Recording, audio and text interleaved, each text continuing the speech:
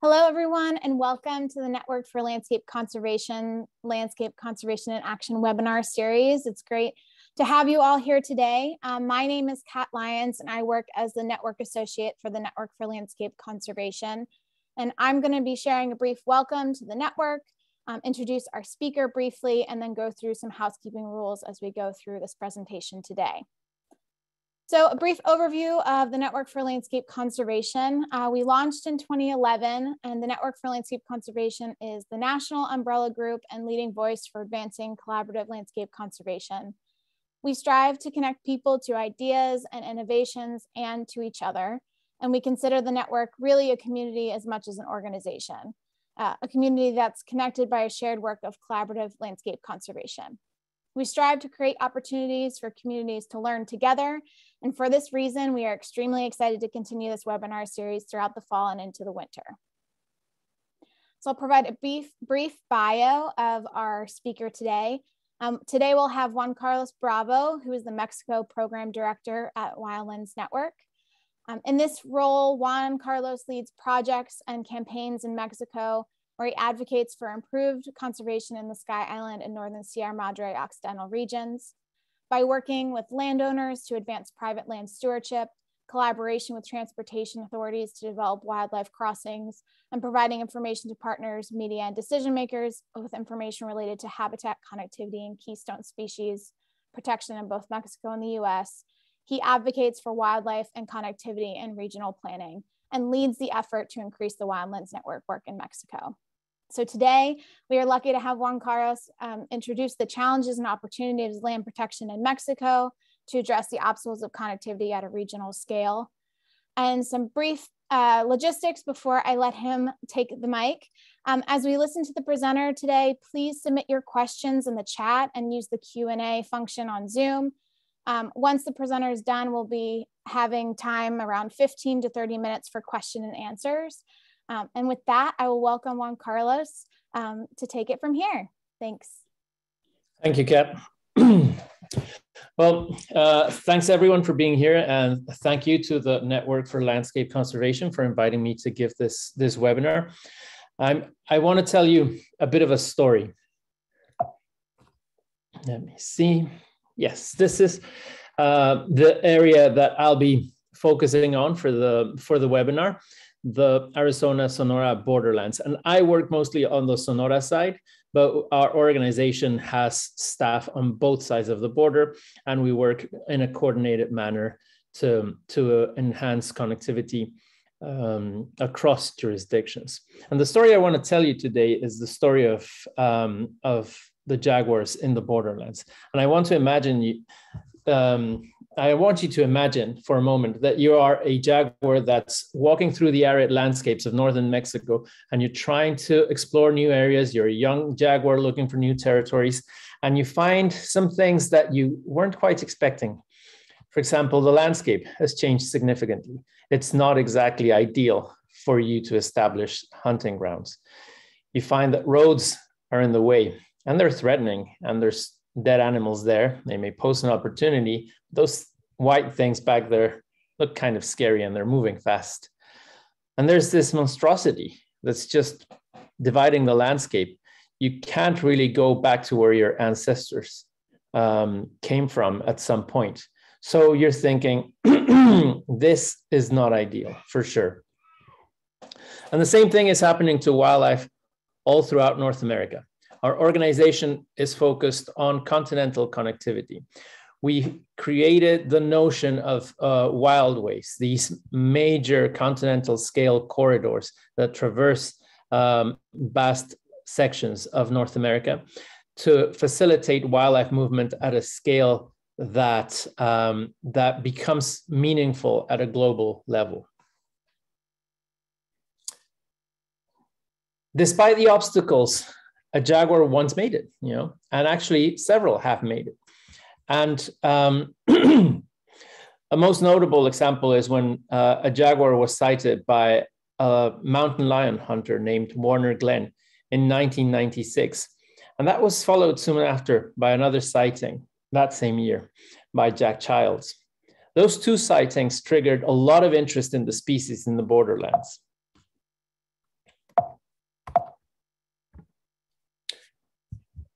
one of the things that happened soon after was that researchers, Doctors David Brown and Carlos Lopez, put forth a book called Borderland Jaguars, in which they tried to compile all the information they could find on Borderlands jaguars. And after the book was published, a number of groups came together to try and figure out, well, what do we do with this information? How do we visualize it? And how do we turn it into effective conservation? And at that time, we still had not that much information. What you're seeing on the right side is a map that we produced back in 2006. I was not working for Wildlands Network at the moment, but Wildlands Network does collaborate with a number of partners on the ground. And I was working for one of the Mexican partner organizations at the time. And so we put together a map that showed the core area for jaguars in central Sonora and what we thought might be the corridors that would allow for jaguars to recolonize Arizona. And this has been the template for landscape conservation in the borderlands for a number of years. This map, however crude it was, has been used and reused by ourselves and our partners for years and years and years, because it shows basically this is the core area we want to protect. These are the corridors, some of the sightings of jaguars that tell us, jaguars are there, some historical sightings in Arizona that are important, and very crudely, some of the protected areas in the region.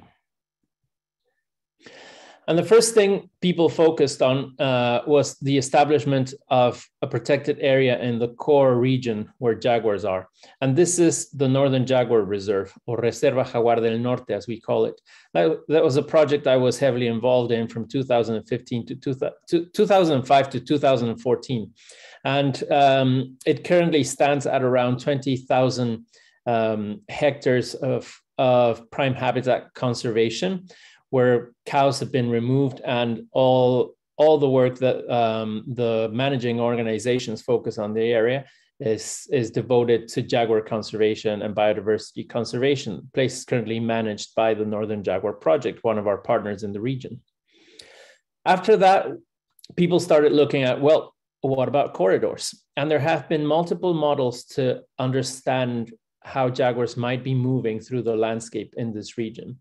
On the left, I'm showing you a model that was eventually incorporated in the Jaguar Recovery Plan by the Fish and Wildlife Service.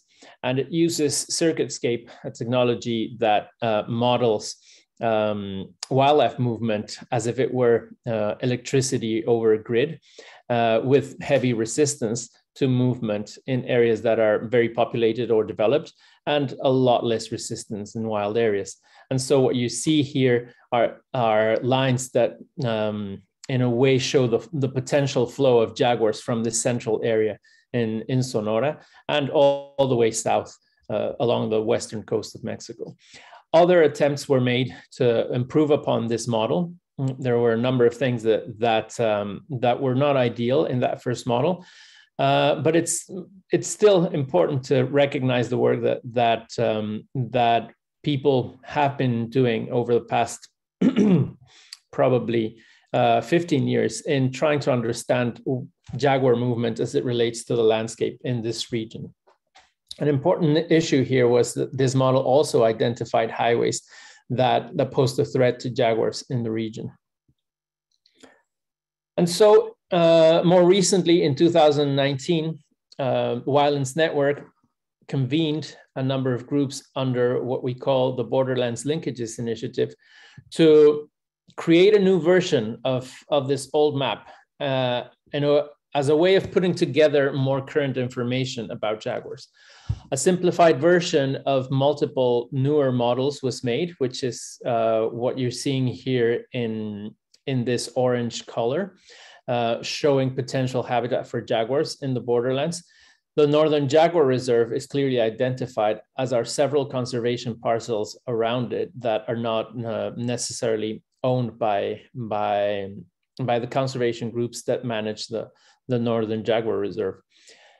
And you can see there are other protected areas that some existed back then, we just didn't have the data, and others were designated or established after that old map was made. So we see also, older old records of jaguars and new records of jaguars, a much more comprehensive picture of where jaguars are moving on the landscape. And we think this is important to understand at this scale what needs to be protected. We focus on jaguar because of the high mobility of the species. They roam through vast landscapes, but the thought process here is, if we protect the landscape for the jaguars, we're basically protecting it for a large number of species that share its ecosystems. So trying to protect those corridors, one of the first things that comes to mind is who owns the land? And that is a very challenging question, particularly when it comes to Sonora. You can tell that there are significant public lands on the Arizona side, marked here in green. Whereas in Sonora, you don't really have public lands that you can designate with a single instrument as protected for jaguar conservation or biodiversity conservation. That just doesn't exist in Mexico. Sonora is just a good example of that.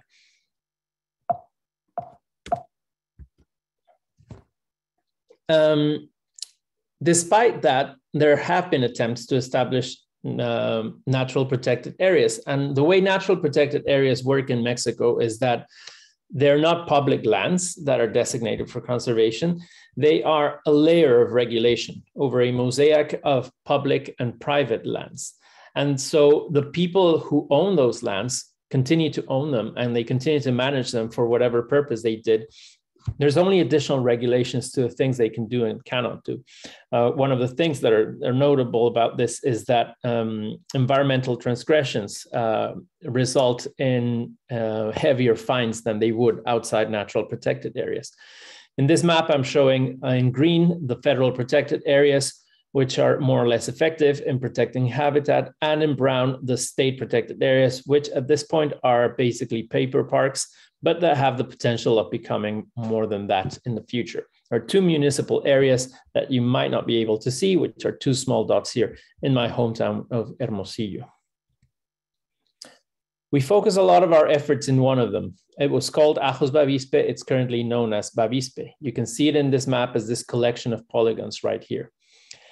And we focus in this area because it's not only the land of the jaguar. As you can tell, it's kind of weird for a jaguar to roam around this area, but they do.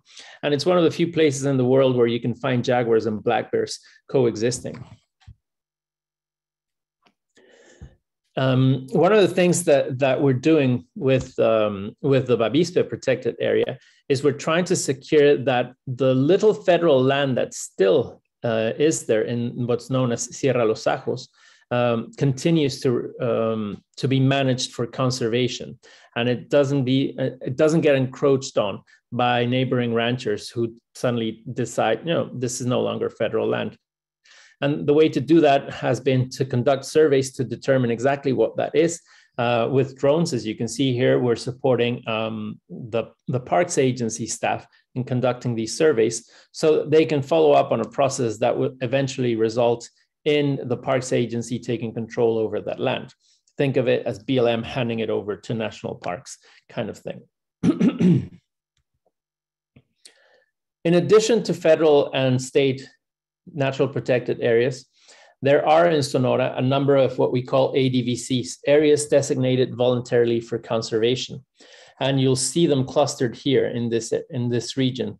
I can explain a little bit more about that. But also notable are other protected areas that don't have any particular designation. That's the case of the Reserva Jaguar del Norte and of Monte Mojino inside the Alamos Reserve. These areas are in the process of getting some kind of certification, but despite them not having it right now, they're probably the two most important places for jaguar conservation currently in Sonora.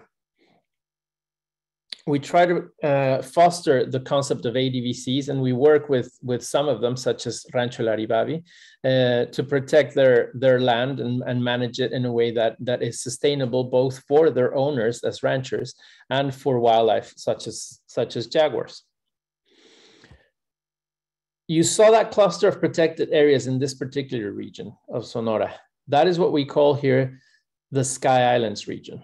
The Sky Islands region, as you can tell, is made up of isolated mountain ranges that are divided by grasslands and desert. This is a very distinct region. You can tell it's sort of a continuation of the northern Sierra Madre right here, but it's not just, you know, a continuous mountain range. It's more of a collection of smaller mountain ranges, and that provides a huge diversity, a huge opportunity in terms of topography for species to diversify over time. The location of the area is also very important, and I'm borrowing this map from our partners Sky Island Alliance, because it shows very clearly all the influences, the biological influences that have made this place so incredibly diverse. There's wildlife from the Rocky Mountains, as well as from the neotropics, from the Sierra Madre and the Sonoran Desert. And there's multiple deserts coming together in this particular region of the Sky Islands. This is why this region is so unique. And what we're trying to do now at this point in time are two things. The Borderlands Linkages Initiative project is moving towards identifying parcels that can make up a stepping stones system of corridors for jaguars to move between Mexico and the US, and at the same time conduct camera trapping, a coordinated camera trapping effort throughout this whole region of the state that allows us to eventually, probably not this year or the next one, but eventually to answer the question of how many jaguars are there here. This is the northernmost area of distribution of jaguars in the continent, and so in the world. And basically, there's very little known about the situation of jaguars here.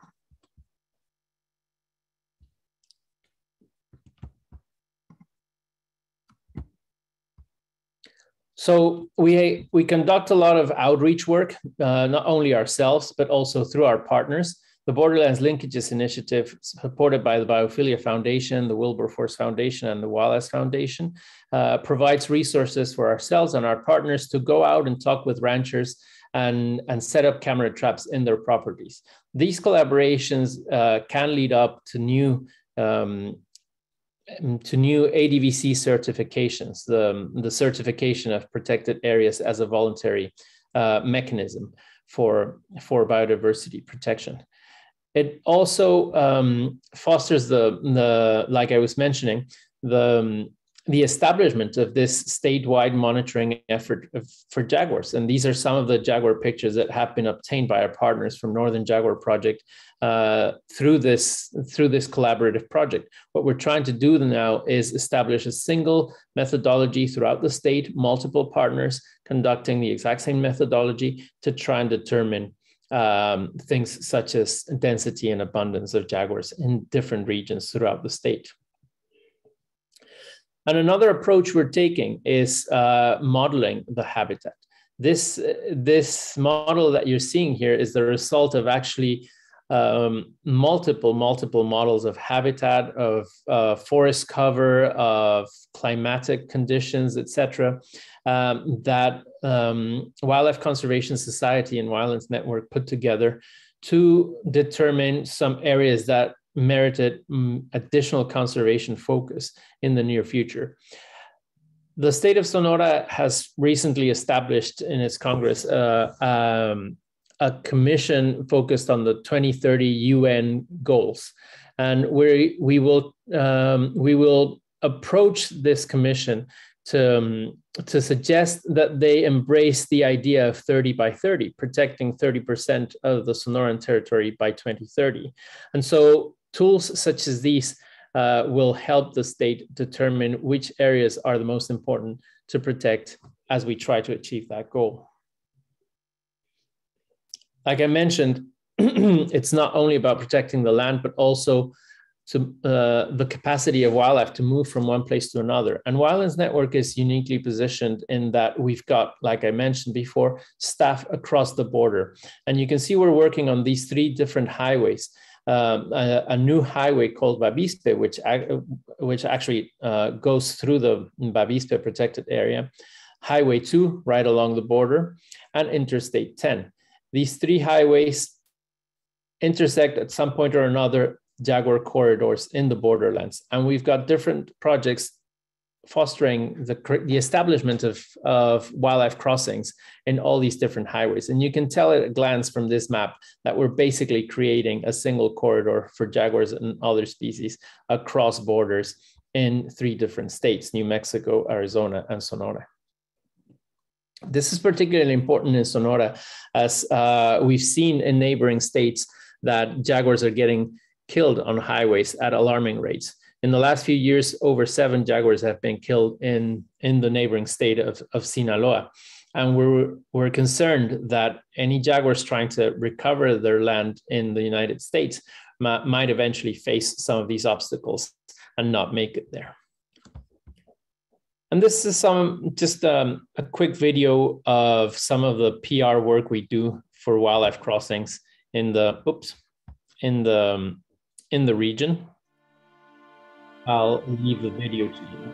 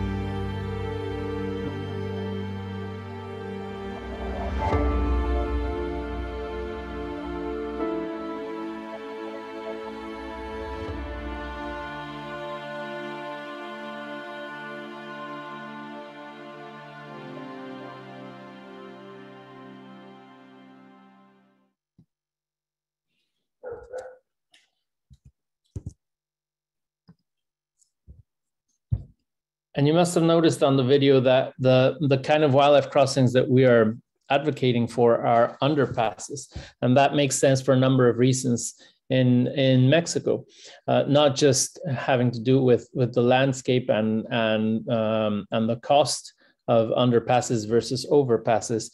It also has to do with the wildlife of Mexico, because we don't have large, huge ungulates like moose or elk, and we don't have grizzly. At this point in time, it makes a lot more sense to invest in underpasses, such as the ones in the video.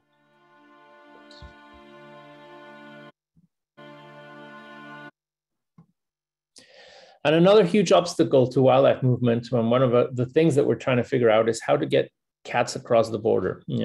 The border wall, as you all know, has been growing in the last administration. There was a huge push to increase the size of the border wall, and although it's mostly our Borderlands program based out of Tucson, with our staffer Miles Traphagen in charge of addressing the issues around the border wall, the Mexico team also supports those efforts. And one of the things that we're very proud of at this point is the story map that we put together, where we present all the evidence that we've collected of the border. This is the most comprehensive map you'll find of the border wall, where every stretch of border wall is, what kind of border wall you're likely to find, and some places that we're recommending the Biden administration for immediate action to remove the wall and restore the landscape and connectivity between our countries. So I invite you all to go visit the link at the bottom there. It's quite easy to remember, bit.ly border wall story map. I will still probably be able to share in the chat in a minute, but that is where we're compiling all of the information that we have on the border wall. And we found that this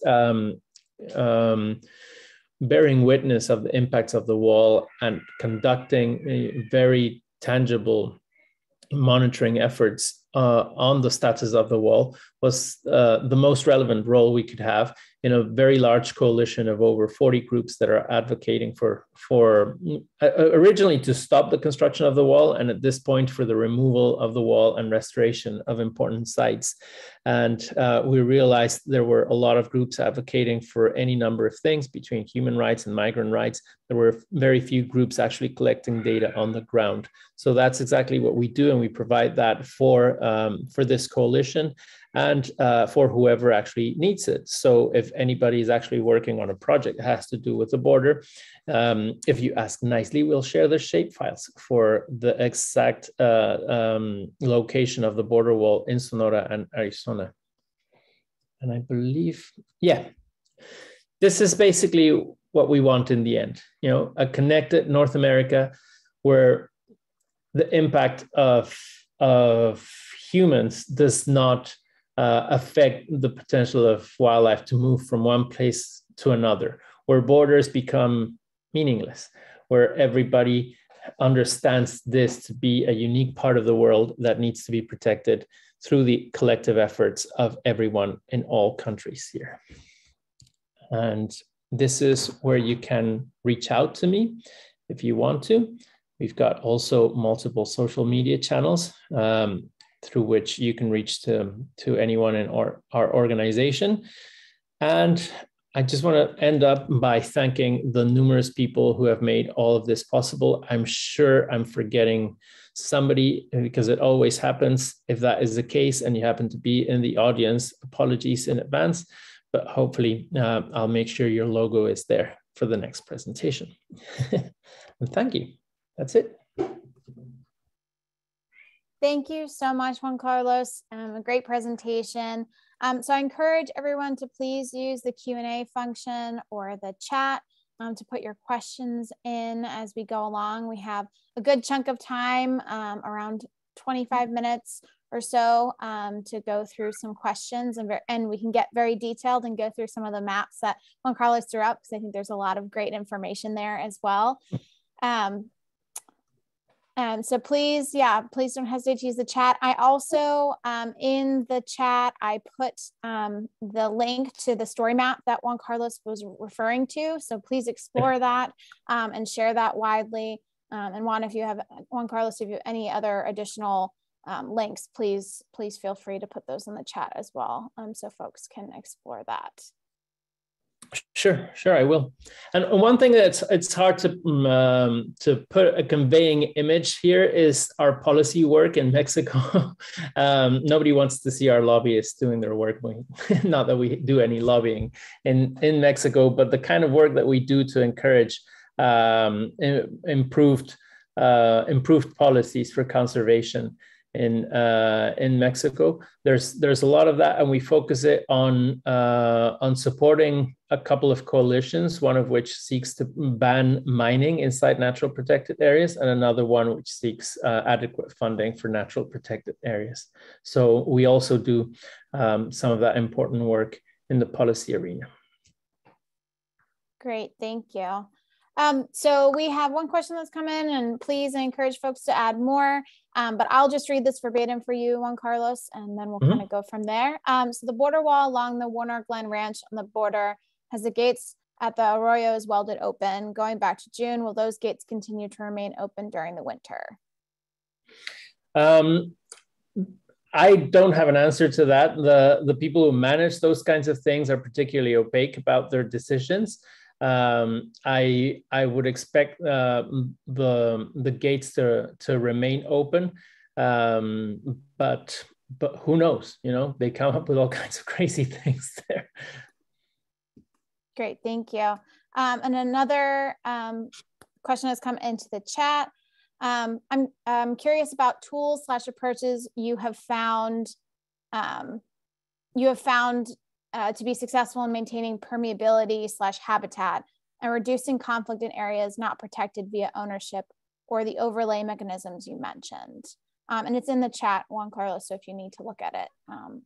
Yeah, I see it there. An interesting mechanism that I pioneered with my previous organization, and that continues to this day through the efforts of Northern Jaguar Project, is what we call the Viviendo con Felinos project. And I think you guys can still see my presentation here.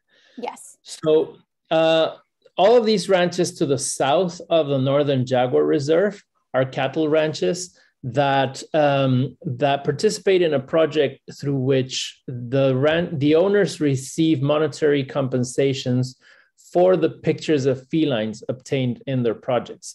The whole notion of this project was to incentivize, provide a positive incentive for having biodiversity, for having large carnivores in your property, as opposed to for an incentive for losing cows. We didn't want to go there. There is a mechanism, a federal mechanism to provide compensation for cattle losses in Mexico, but that's not what we wanted to replicate here. What we wanted to do was that, and it's been incredibly successful in garnering support from people who at some point in the recent past were very vocal against predators, and suddenly they find they're not having that many losses. They're seeing that there's lots of benefits in having wildlife in their properties, and we get to engage them through the photographs.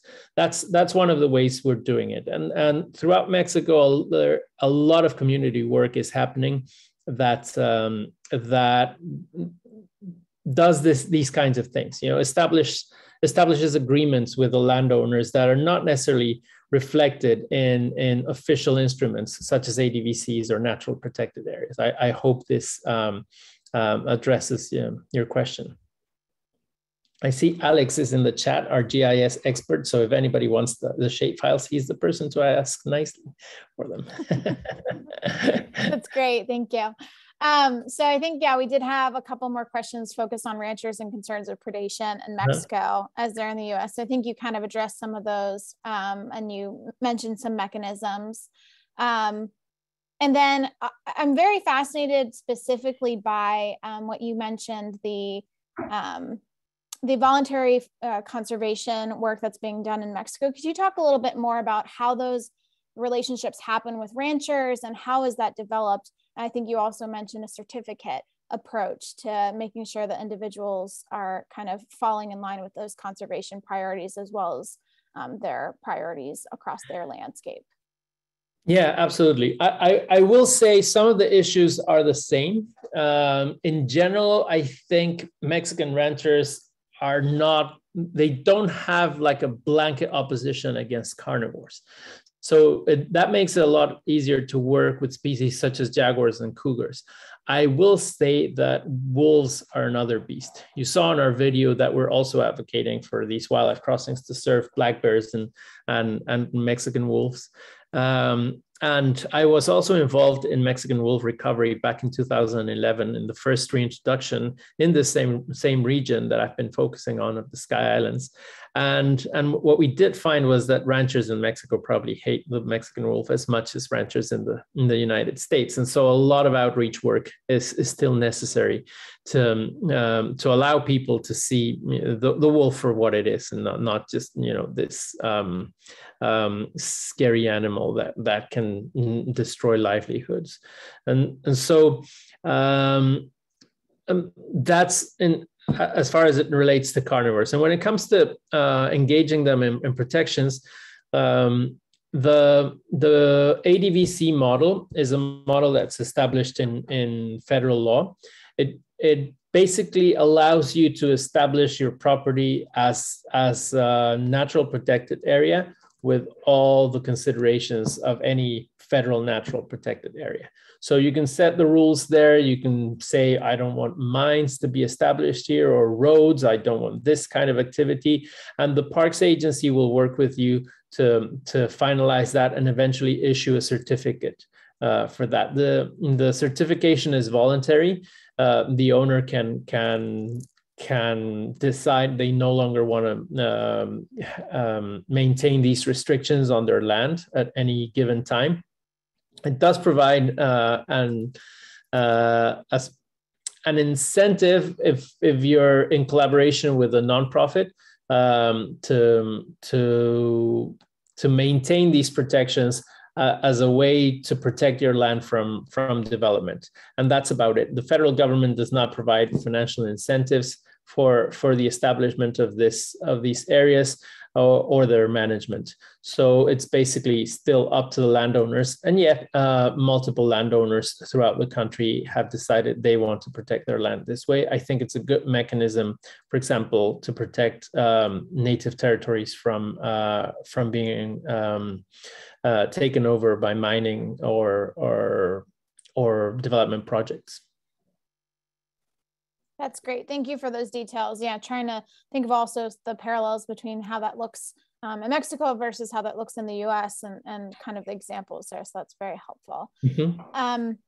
So another question that's come in. So you've indicated and advocating for underpasses for wildlife crossings. Are Department of Transportation agencies or the equivalent in Mexico supportive of this type of construction? And is that advocacy often successful? This advocacy is relatively new. We've been doing it for the past few years with some success in changing the general attitude towards this. One example of how the culture of road construction is changing is that the Federal Transportation Authority recently issued a handbook on wildlife crossings. And that was very encouraging. There's now, as of this year, a tool for people in the transportation industry to refer to when they want to do this to comply with environmental laws. I'm going back to this map where we have the example of these 3 highways in which we're working. We got the Transportation Authority to include in their environmental impact assessment some wildlife crossings in this area. Still, they haven't built them. And so there's mixed results there. The document says they should, they haven't. So we're figuring out what's our next strategy. We probably won't go directly to litigating, but the options are closing at some point. In contrast, this area of the Bavispe-Agua Prieta highway is a new project. The road hasn't been built there yet. In one of the workshops that we gave directed precisely at transportation professionals, the people who were building this highway got interested in what we had to say and invited us to advise on that project. So we're now currently advising on the construction of 7 different wildlife crossings in this particular stretch of the Bavispe-Agua Prieta highway. You can see them marked as little blue dots here. So we're getting mixed results. The transportation culture here in Mexico is very fragmented. People are working on their own projects. They're not necessarily following like a regional culture, let alone a national level culture. So you just have to work project by project. And you see in these 2 projects, very different results, despite being basically under the same regional jurisdiction. Just engineers working on them have different approaches to how they want to deal with this. So yeah, it's a bit of a mixed answer there. Some positive things, but not everything's good. That's great. Thank you. And I really appreciate your breakdown of the underpasses and how that is utilized in this area versus the overpasses that we're seeing that have been built up more in Montana and other landscapes. I think that's a really great distinction, and you've broken that down really helpful. So hopefully that answers some of those questions. But I think the important thing here is it is a project by project basis. And I think that's a priority that folks have been seeing across the different spaces when they're working on highways specifically. So that's very helpful. And that's not to say we'll not promote overpasses. We're just not there yet, but I think some overpasses will actually be merited in this particular part and in this area next to the Aribabi conservation ranch. And that is because one of the things that we're doing is we're monitoring wildlife movement with camera traps under the highways on all the drainages and culverts that we deem important. And one of the things that we're finding is that black bears aren't using them. They're right there, and black bears are still getting killed on this highway, like literally 100 yards from a drainage that would have served perfectly as an underpass. And so for whatever behavioral reason, they don't seem to like them. If Mexican wolves behave anything like Canada wolves, they probably will also prefer overpasses. And so what we're thinking is, in some places where we have enough of a problem with black bears and Mexican wolves being killed, overpasses might be the way to go. That's great. That's great context. Thank you so much. So we have another question that's come in focused kind of on the relationship between wild horses and the jaguar, and of their conflicts or concerns about that as you're starting to build these connections. Any comments on that, or things you have come across in that context? Wild horses. We don't have that issue here in Mexico at all. I don't know if it's a concern in Arizona. I haven't heard of anybody bringing up that particular concern. And I mean, we're talking about southeastern Arizona. I know there are some groups of wild horses farther.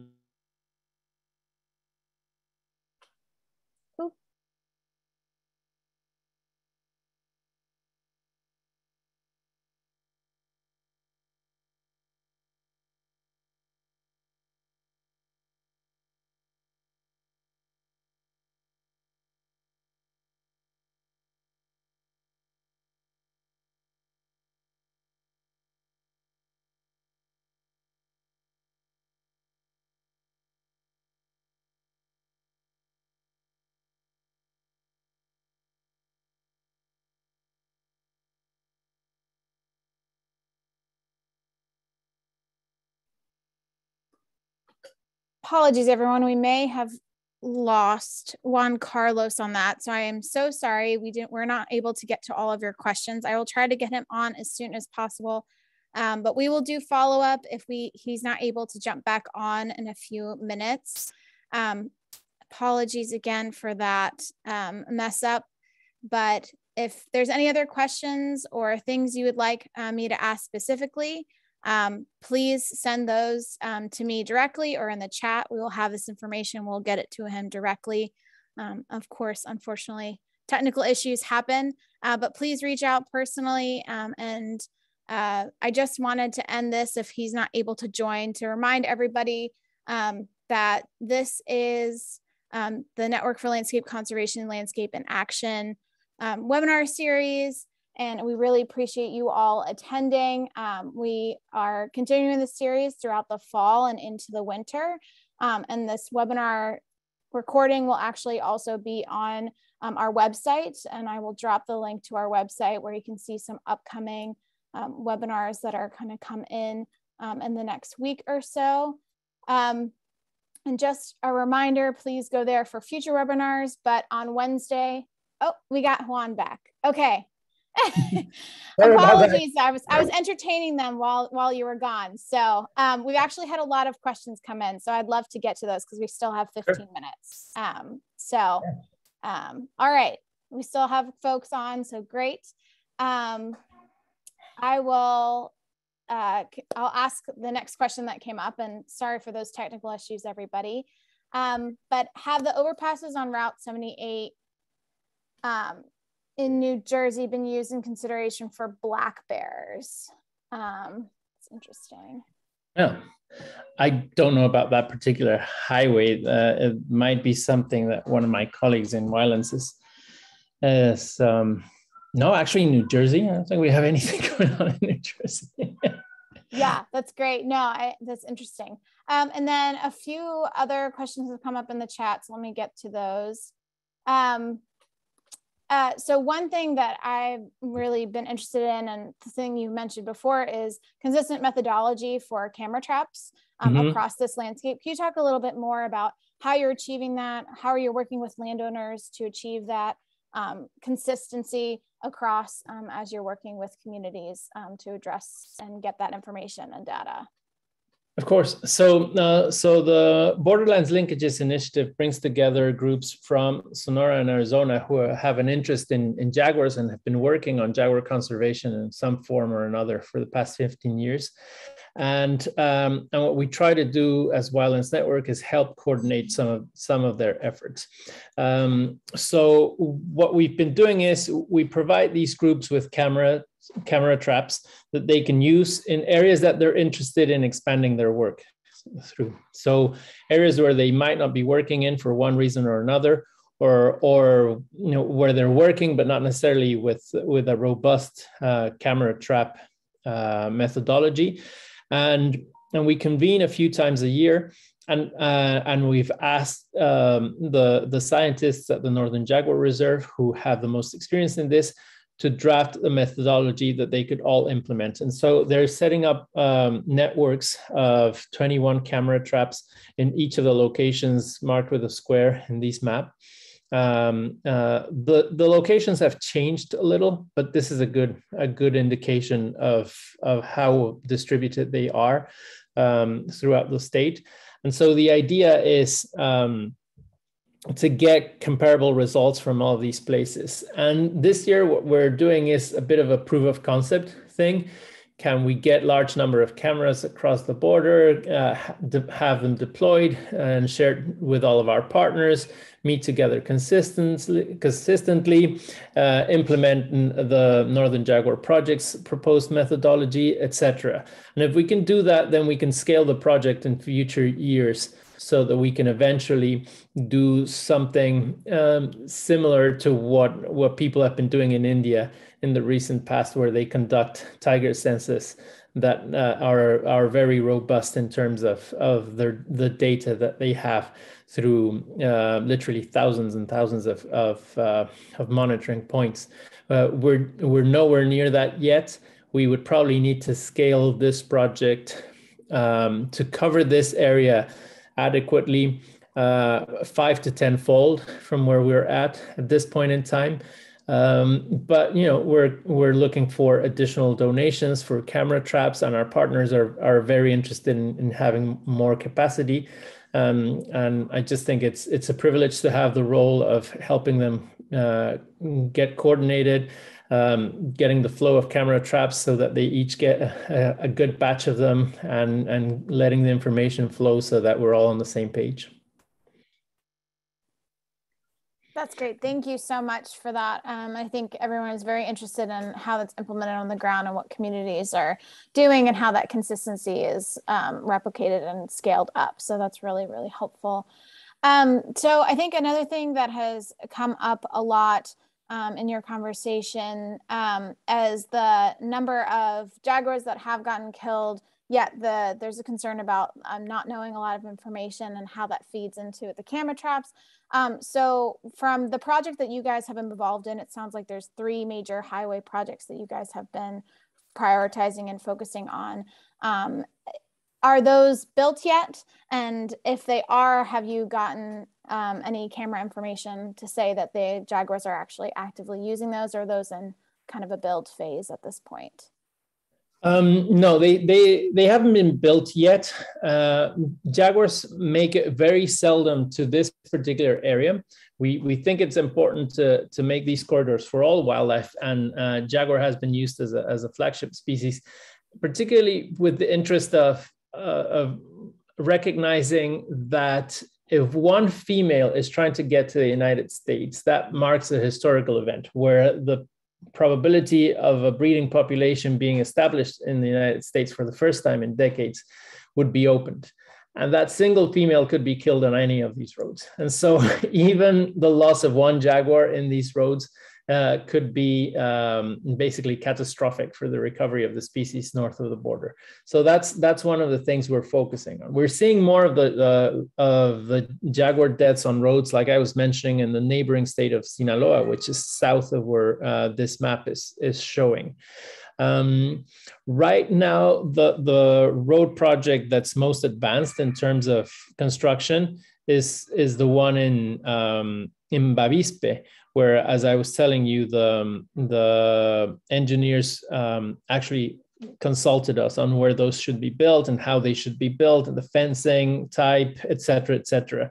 And so these are being built right now as multi-purpose bridges to allow for wildlife to move, but also for monsoon floods to actually pass under the highway in a landscape that would look dry most of the year.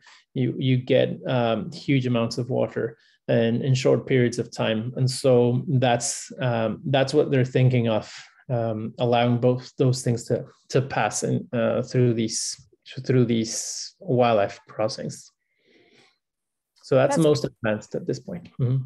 Yeah, that's great. And I think focusing on these projects and kind of understanding what phase they're in as well is really something that a lot of folks are very fascinated by when we're looking at the larger landscape and trying to identifying those smaller projects that are really, really trying to achieve that long-term goal.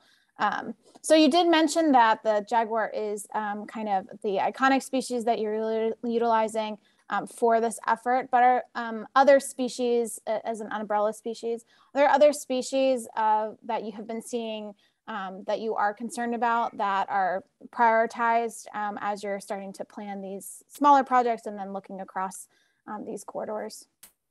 Yeah, we're very concerned about what's happening with black bears. Like I mentioned, black bears are being killed on Highway 2.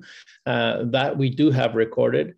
And despite having had camera traps for it's going to be 3 years now on these drainages along Highway 2, we still have to see a black bear using the drainages. We see them over the highway, and we see them being killed on the highway, but not using the drainages. So that's one of the concerns we have. And black bears are relatively abundant in Arizona, but they are an endangered species in Mexico. So that's certainly a concern for us. If the last stretches of border wall are eventually built under a future U.S. administration, that would close the possibility for genetic interchange between the Mexican and the U.S. populations. And with the Mexican population being much smaller, it makes it at a greater risk of future inbreeding. So that's definitely one of the species of concern. And finally, there's the Mexican wolf. We're concerned about Mexican wolf recovery across its historic range. Mexican wolves are being mostly killed by people, both in the US and Mexico, but the second cause of mortality is actually highways. And so that's another cause of concern to at some point establish better wildlife crossings for wolves in New Mexico and Chihuahua. That's great. Thank you so much. So in addition, you've also talked a lot about the substantial amount of modeling that has happened. And in the last kind of iteration, you talked about a specific focus on bringing partners together to reinvigorate that modeling effort and really kind of get the most up-to-date information.